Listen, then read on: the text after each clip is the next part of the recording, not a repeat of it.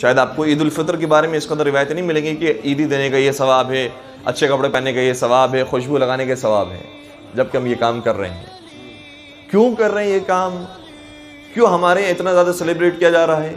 اس لیے کہ جس ملک میں اور جس علاقے میں ہم رہتے ہیں وہاں سبھی یہ کام کر رہے ہیں۔ توجہ رکھیے گا، جہاں سبھی وہ کام کر رہے ہوں، ٹی وی ان کا ساتھ دے رہا ہو، میڈیا یہی بات بیان کر رہا ہو، تو پھر خود بخود ہمارے یہاں پر بھی یہ کلچر ڈیولپ ہو جاتا ہے کہ ہم بھی وہی کام کرنے لگتے ہیں جو دنیا کر رہی ہوتی ہے، جبکہ ثواب اگر آپ روایتوں کے اندر تلاش کریں گے تو وہ بیان نہیں ہوا ہے۔ جس عید کے بارے میں ثواب زیادہ بیان ہوا ہے، کاش ہم اس کو اس کے ثواب کے اعتبار سے ہی صحیح زیادہ اگر سیلیبریٹ کر رہے ہوتے اور ہم وہ کلچر ڈیولپ کر رہے ہوتے کہ جو باقی عیدوں کا ہے، تو پھر خود دنیا والے ہمیں دیکھ کر عید غدیر کو عید کے طور پر منا رہے ہیں۔ تو ثواب کے اعتبار سے یہ عید بہت زیادہ فضیلت رکھتی ہے باقی تمام ایام کے اوپر۔ میں چند ایک باتوں کا آپ کو بیان کروں، مثال کے طور پر ویسے تو ہم روزہ نہیں رکھ پائے، لیکن روزہ کھلوانے کا ثواب ہے، صحیح ہے۔ یہاں پر اگر کوئی طالب علم موجود ہے، زائرین اگر کوئی اس طرح سے آئے ہوئے ہیں کہ ان کا سفر زیادہ طویل ہے، ہم روزہ کھلوانا چاہیں تو روزہ کھلوا سکتے ہیں۔ تو روزہ کھلوانے کا ثواب کیا ہے؟ پیغمبر نے ارشاد فرمایا کہ روزہ کھلوانے کا ثواب ایک فعام کے برابر ہے۔ سوال کیا فعام کیا چیز ہے؟ بلکہ فرمایا 10 فعام کے برابر ہے، 10 فعام کے برابر ہے۔ فرمایا فعام کیا چیز ہے؟ کہا ایک فعام یہ ہے، ایک فعام کا مطلب 1,00,000 انبیاء، 1,00,000 اولیاء اور 1,00,000 شہیدوں کو روزہ کھلوانے کا ثواب۔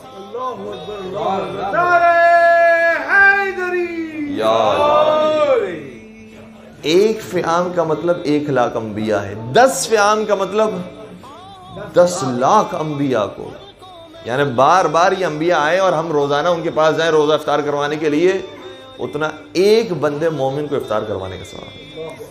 10,00,000 انبیاء، 10,00,000 اوصیاء، 10,00,000 شہداء کو افطار کرانے کے برابر ثواب۔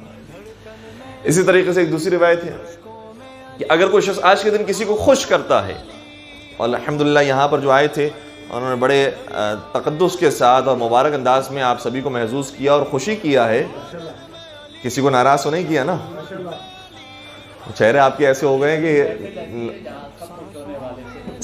سب تو نہیں تھے اس زمانے میں خوش ہونے والے، ابھی تو انشاءاللہ سبھی ہوں گے۔ تو خوش کرنا، اگر آج کے دن کوئی شخص خوش کرتا ہے کسی کو، تو روایت کا جملہ یہ ہے کہ اس نے ایک بندے مومن کو خوش کیا ہوگا، قیامت کے میدان میں پروردگار اس کی 1000 حاجتیں پوری فرمائے گا اور اسے خوش فرمائے گا اور اس پر نظر کرم فرمائے گا اور اسے ایک محل عطا کرے گا کہ جو سفید موتی کا ہوگا۔ بر محمد و آل محمد بلند تر صلوات۔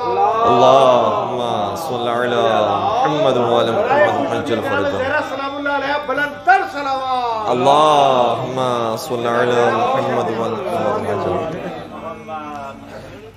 تو اب بالکل صحیح فرما رہے ہیں کہ جناب زہرا کو ہم سارے سال یاد کرتے ہیں ان کے لال کا پرسہ پیش کرنے کے لیے غم کے طور پر، تو آج ان کی خدمت میں ہدیہ تبریک پیش کرنے کے لیے بھی ہمیں حاضر ہونا چاہیے۔ آج سیدہ کائنات خوش ہیں۔ اور پھر ایک اور جملہ یہ ہے کہ اگر کوئی شخص آج کے دن 1 درہم نکالتا ہے، یعنی 1 روپیہ خرچ کرتا ہے، 1 درہم، 1 دینار، کوئی بھی چیز جو ایک خرچ کرتا ہے، تو پروردگار بعض روایات کے مطابق اسے 1,00,000 درہم کا ثواب اور بعض کے مطابق 2,00,000 درہم صدقہ دینے کا ثواب ہوتا ہے۔ اتنا کم اور ثواب کس کو زیادہ بیان کیا گیا۔ پھر ایک اور روایت کا جملہ یہ ہے کہ اگر کوئی شخص آج کے دن خوشی مناتا ہے اور خوشی مناتے ہوئے جاتا ہے اپنے اہل و عیال سے ملنے کے لیے، اپنے گھر والوں سے ملنے کے لیے، صلہ رحمی ادا کرنے کے لیے جاتا ہے، لفظ وہاں پر یہ صلہ رحمی ادا کرنے کے لیے کوئی شخص جاتا ہے، ہدیہ تبریک پیش کرتا ہے۔ اور ہمارے یہاں یہ عید الفطر، عید قربان کا سلسلہ ہوتا ہے، ملاقات کے لیے لوگ جاتے ہیں ایک دوسرے کے گھر پر، تو کہا کہ اسی طریقے سے اگر مبارکباد ملنے کے لیے جاتا ہے، خوش کرنے کے لیے جاتا ہے، تو جب وہ قبر میں جائے گا تو اس کی قبر نورانی ہوگی اور 70,000 ملائکہ روزانہ اس کی قبر پر آ کر زیارت کرتے رہیں گے۔ ایک دن نہیں، ایک مرتبہ نہیں، روزانہ آتے رہیں گے اور 70,000 مرتبہ اس شخص کی زیارت کرتے رہیں گے جو صلہ رحمی ادا کرتا ہے آج کے دن۔ تو کوئی بھی آپ عمل کر لیجئے کہ جس کے اندر خوشی موجود ہو۔